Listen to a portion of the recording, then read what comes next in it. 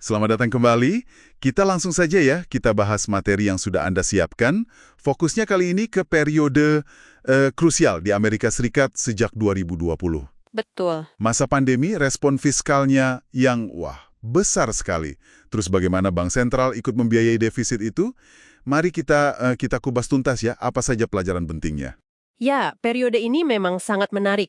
Kita lihat bagaimana pemerintah dan Bank Sentral AS, The Fed, merespons guncangan ekonomi COVID-19. Dan ini uniknya terjadi pas isu kesenjangan kekayaan lagi panas dan juga ada pergeseran politik.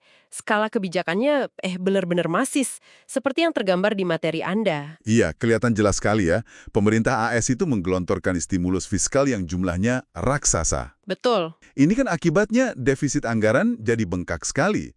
Nah, karena mungkin pasar obligasi sendiri kewalahan ya menyerap semua surat utang baru itu. Bisa jadi. Makanya Bank Sentral, The Fed, ikut turun tangan. Dan ini signifikan perannya. Itu dia. Ini yang sering disebut Koordinasi Kebijakan Moneter Tipe 3 atau MP3. MP3, oke. Intinya ada kerjasama erat antara kebijakan fiskal pemerintah dan moneter Bank Sentral. Jadi The Fed itu pada dasarnya bisa dibilang mencetak uang. Maksudnya? Bukan cetak fisik ya, tapi mereka membeli surat utang pemerintah dalam skala yang sangat besar. Ini memungkinkan pemerintah untuk pinjam dana lebih banyak dan mengarahkannya sesuai kebutuhan mereka. Pola ini pernah ada sih dalam sejarah, tapi ya mungkin udah agak lama ya di luar ingatan kita sekarang. Oke. Lalu dampaknya apa tuh? Banjir likuiditas ya jadinya? Persis. Uang dan kredit melimpah ruah.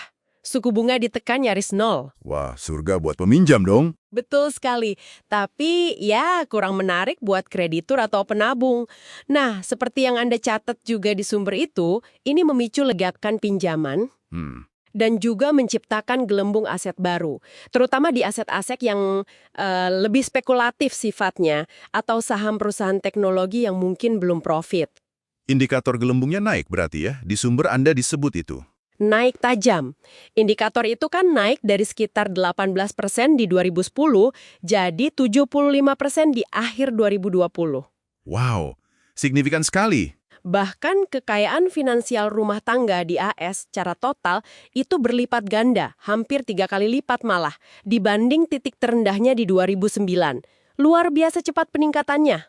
Tapi pesta likuiditas dari stimulus jumbo ini pasti ada konsekuensinya kan? Gimana lanjutannya menurut catatan Anda? Nah, konsekuensi utamanya, dan ini penting banget, adalah lonjakan inflasi. Ini yang ramai dibicarakan ya? Betul. Sampai ke level tertinggi dalam 40 tahun terakhir. Ini memaksa The Fed, putar balik kebijakan. Drastis dan cepat sekali perubahannya. Putar balik gimana tuh? Mereka beralih dari quantitative easing atau QE saat mereka beli aset buat nambah likuiditas. Ya, QE. Ke pengetatan moneter atau quantitative tightening, QT, yang sangat agresif. Suku bunga acuannya dinaikkan signifikan, baik secara nominal maupun real setelah dikurangi inflasi. Seberapa signifikan naiknya? Bisa kasih gambaran?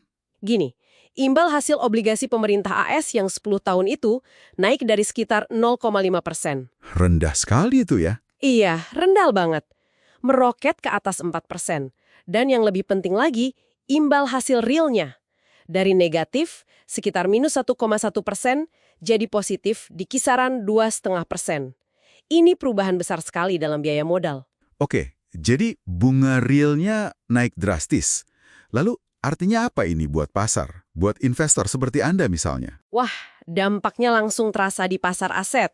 Seperti yang tercatat di materi Anda juga, harga aset langsung kepukul. Terutama yang tadi disebut gelembung itu. Tepat, rata-rata saham di kategori itu anjloknya sekitar 75%. Gila kan? Waduh. Nilai kekayaan di saham dan obligasi secara umum juga turun tajam.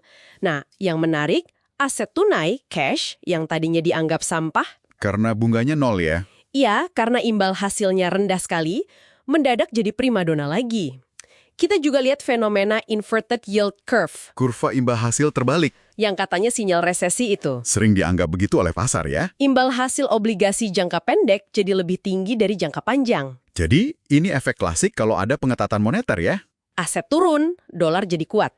Benar sekali. Secara teknisnya, nilai sekarang atau present value dari ekspektasi arus kas masa depan sebagian besar aset investasi itu anjlok ketika suku bunga real naik.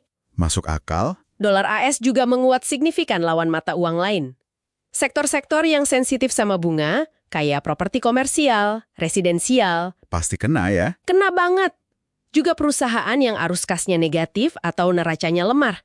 Bahkan saham teknologi raksasa kayak grup FANG. Iya, Meta, Amazon, Apple, Netflix, Google. Iya, mereka itu dan indeks Nasdaq secara keseluruhan juga jatuhnya dalam loh. Masing-masing sekitar 45% dan 33% dari puncaknya. Wow. Dan semua gejolak pasar ini, seperti yang juga disorot di sumber Anda, ini kan nggak berdiri sendiri ya. Ada konteks yang lebih luas. Tepat sekali. Materi Anda ini menekankan bahwa dinamika ekonomi ini terjadi di tengah intensifikasi 5 kekuatan besar lainnya. Apa saja itu? Ada konflik internal AS, seperti polarisasi politik kanan-kiri yang makin tajam itu. Terus isu perubahan iklim, lalu akselerasi kemajuan teknologi, terutama AI, kecerdasan buatan. Kompleks ya situasinya. Sangat. Sumber ini juga menyinggung, ini berdasarkan analisis mereka ya, hasil pemilu AS 2024 yang dimenangkan Trump secara telak. Katanya ini memberinya mandat kuat untuk perubahan signifikan. Termasuk potensi penyesuaian hubungan, bahkan mungkin konfrontasi dengan Tiongkok. Perlu dicatat, kami di sini hanya melaporkan apa yang tertulis di sumber ini ya, tanpa mengambil sikap politik apapun. Oke, jelas. Jadi gambaran besarnya cukup terang ya. Ada stimulus masif buat atasi krisis pandemi, tapi malah memicu inflasi tinggi.